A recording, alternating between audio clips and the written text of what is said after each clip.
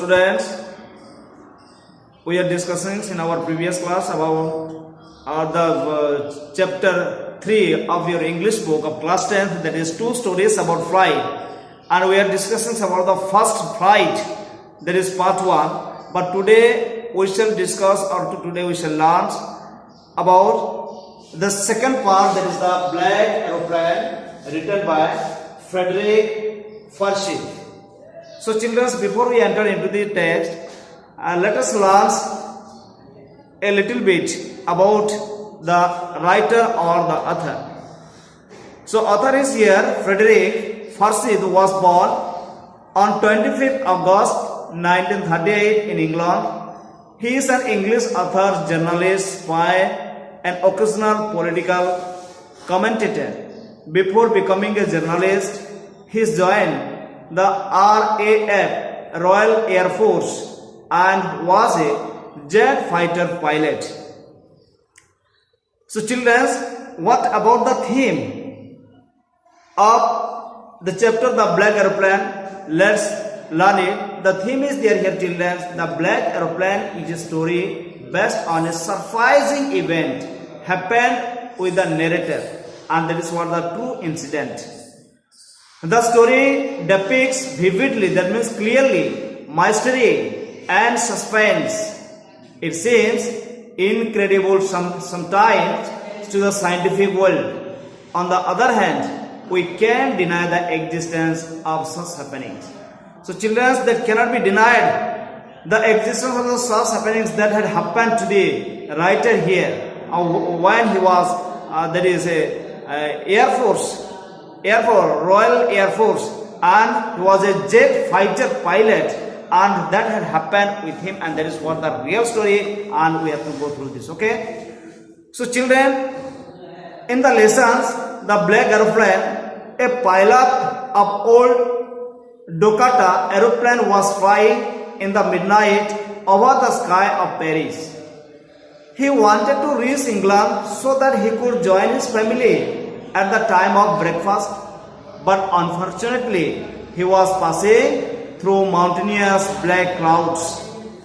If he gets lost in the black clouds, there was no chance of his survival, but he dared to eat willingly. As he was in the turmoil of black clouds, all his system failed to work. He couldn't communicate to anybody. Suddenly, he noticed a black airplane in front of him. The pilot of the plane instructed him to follow. So he followed. He followed like a child. But in the meantime, his fuel tank was getting exhausted. Suddenly, he noticed a row of light on the ground. It was the runway. He landed down and straight forward went to the control room. He inquired about the other aeroplane, but he was dumbstruck when he came to know that there was no aeroplane noticed on the radar that night. Many questions remain unanswered, mysterious and unsolved. So children, now we shall enter into the text. So children, Black Aeroplane.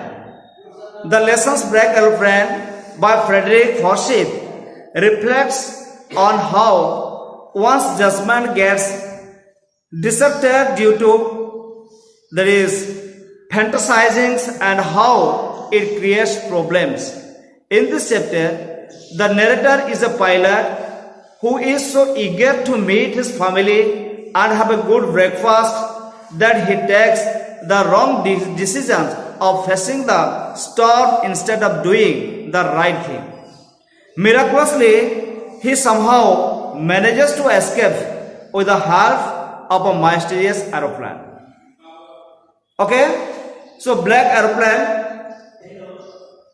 The moon was coming up in the east behind me, and stars were shining in the sky, clear sky above me. There wasn't cloud in the sky. I was happy to be alone high up above the sleeping countryside.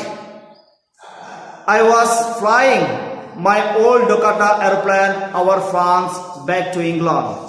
I was dreaming of my holiday and looking forward to being with my family. I looked at my watch, 1:30 in the morning.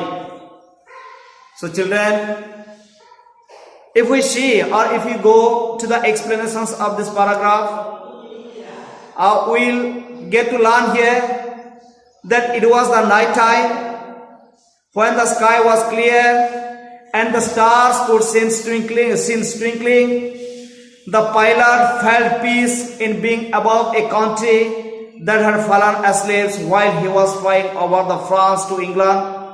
It was 1:30 in the morning in his watch, and he was fantasizing about holidaying with his family. And children, let's come to next paragraph. I should call Paris control soon. I thought as I looked down past the nose of the aeroplane, I saw the lights of a big city in front of me. I switched on the radio and said, Paris control, Docata DS088 here. Paris control, Docata DS088 here. Can you hear me?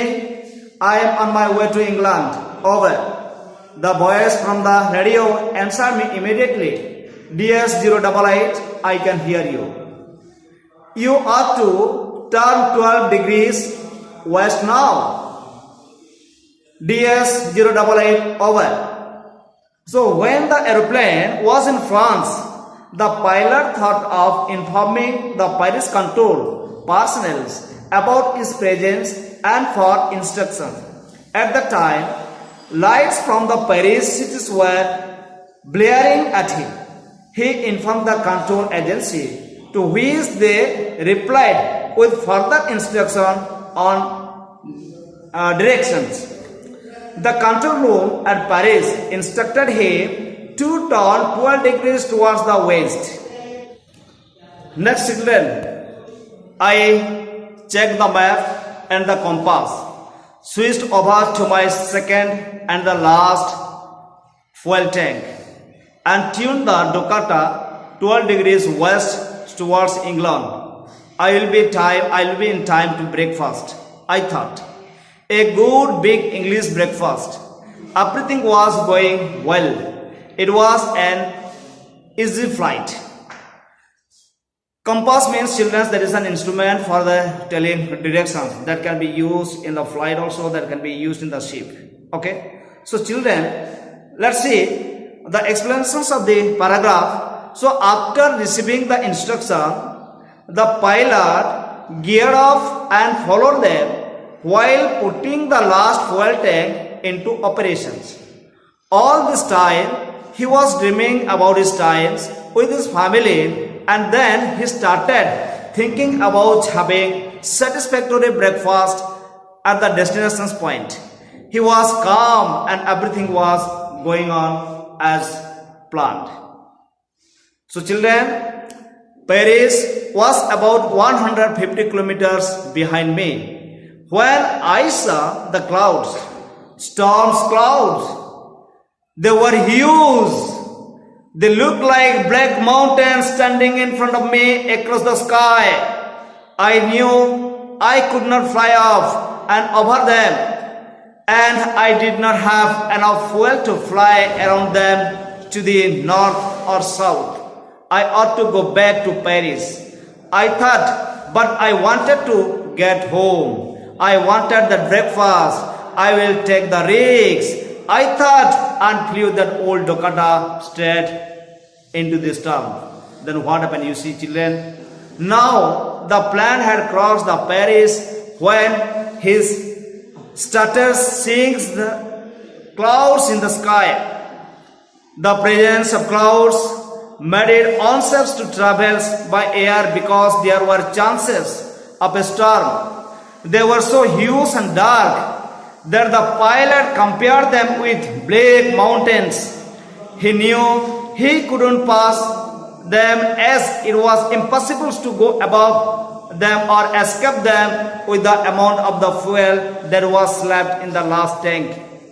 The right decisions would have been to fly back to Paris safely, but the pilot's decisions making was clouded by his wish to meet his family. So he desperately wanted to be with his family and have that English breakfast he had been dreaming of all day. That he took the risk of not going back. Thus he headed the plane right into the storm. So children, let's come to next paragraph. Inside the clouds, everything was suddenly black.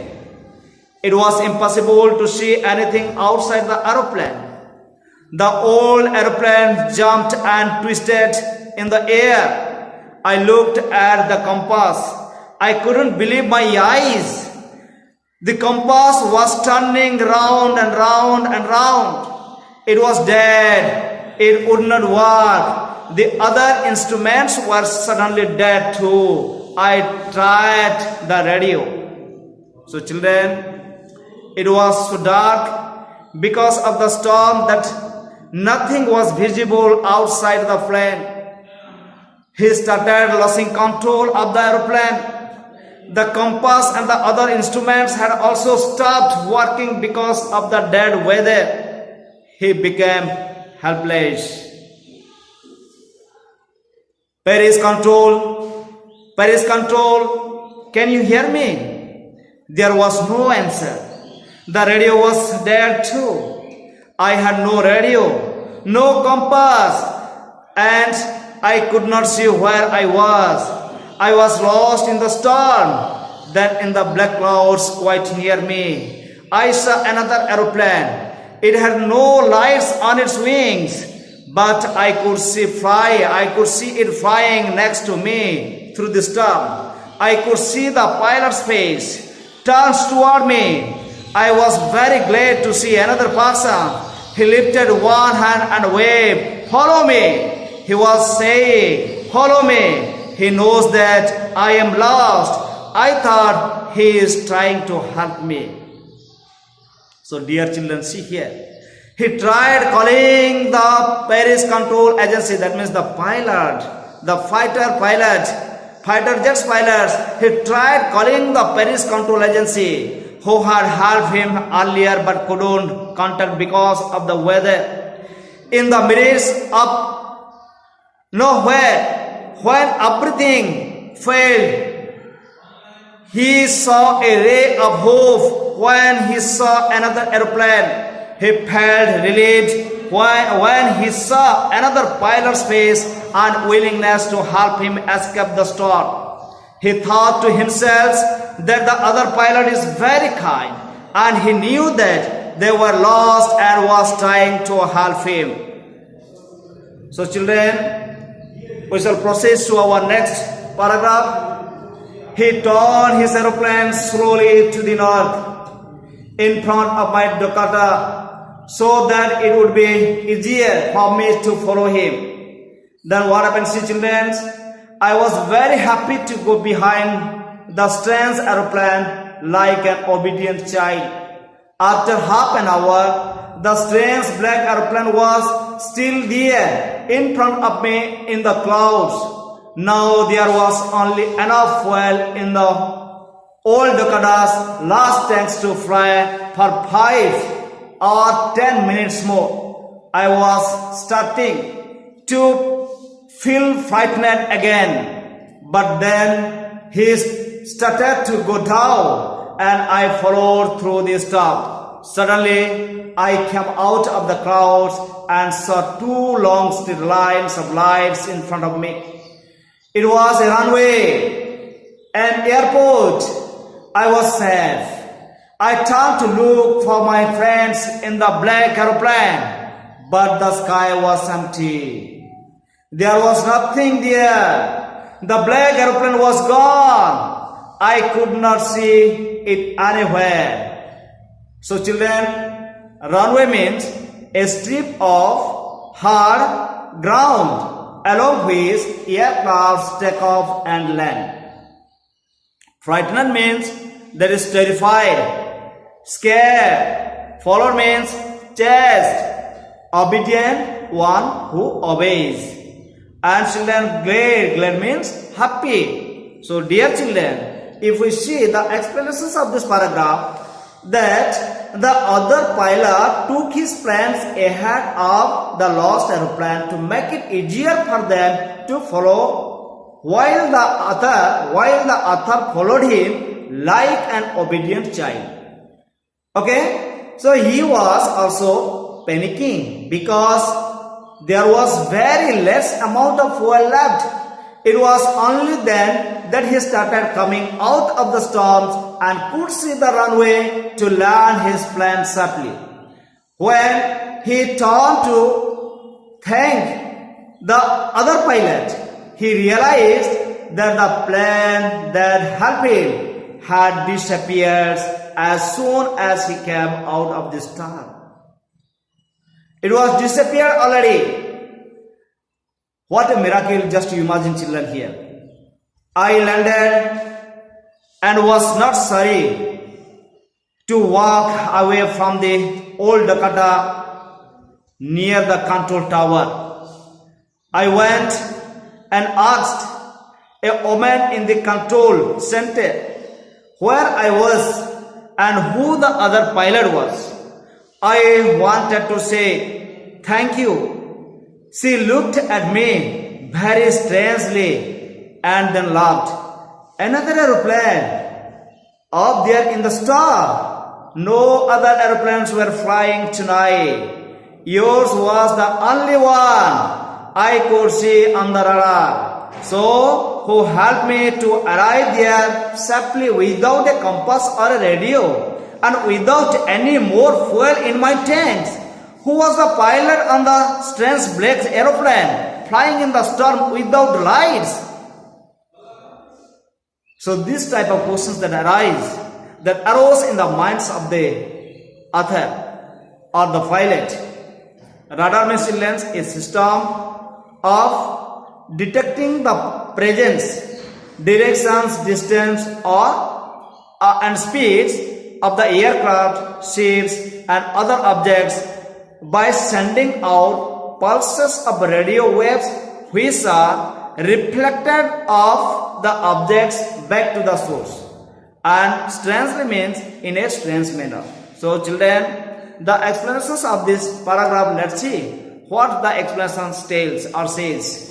The author did not know where he had landed but was not afraid to leaving his plans unattended. He headed straight into the control room to ask about the other pilot. To his utmost surprise, the lady informed him that there was no other plane in the sky except his because of the bad weather. He is left astonished with a lot of questions unanswered in his mind. So children, so he is left astonished with a lot of questions unanswered in his mind. So children, this is all about the black aeroplane. So see how miraculously he was saved from the danger there, and he went to his family to mingle with them, to have his breakfast there. This is what so mysterious. And you see, so he was left with astonished. He was left astonished with a lot of questions unanswered in his mind. So many questions that arose in his mind, which was not answered still yet. And this is what the real story, children, and the miraculous one, the mysterious ones. So this is all about the story, children. Read well, study well. God bless you all.